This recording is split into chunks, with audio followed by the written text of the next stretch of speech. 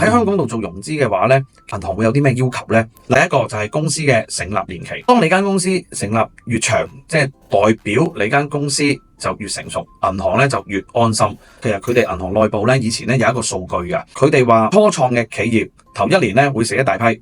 第2年會死一大批，第3年會死埋另外一批，能夠生存到喺度嘅企業嗰啲先會較為穩定。咁所以咧，銀行其實有條框嘅，係咪2年你申請唔到咧？唔係，只不過係2年佢哋會睇得緊啲。1年嗰啲係咪申請唔到咧？係冇錯，係申請唔到嘅。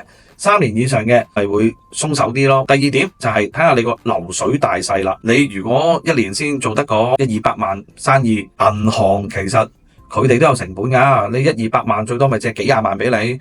幾廿萬嘅商業貸款喺香港嘅世界實在係太細啦，佢哋亦都唔夠膽話俾你聽佢唔做，只不過佢會擺你個 case 咧喺個櫃桶底嗰度，係長期封塵住佢，因為佢做一隻幾廿萬嘅 case 同做一隻幾千萬嘅 case， 佢做嘅嘢係一樣，但係咧銀行咧佢嘅人工係固定，所以佢做一隻幾廿萬同做一隻幾千萬咧係冇分別嘅，咁所以幾廿萬嗰啲佢咪唔做咯，所以生意額越大又越好㗎噃。第3樣嘢啦，就係睇下你嘅客戶係啲乜嘢類型嘅客戶啦，咁啊越靚即係越有名嘅客戶，銀行咪越開心咯。你知名嘅客戶，我哋銀行嗰度佢就覺得你收款嗰度就冇問題啊嘛，咁所以越大客戶係越好嘅。咁啊第4樣嘢啦，就係咁啊睇下你有冇錢咯，即係你越多資產嘅，咁銀行就算唔攞你啲資產，佢都會安心。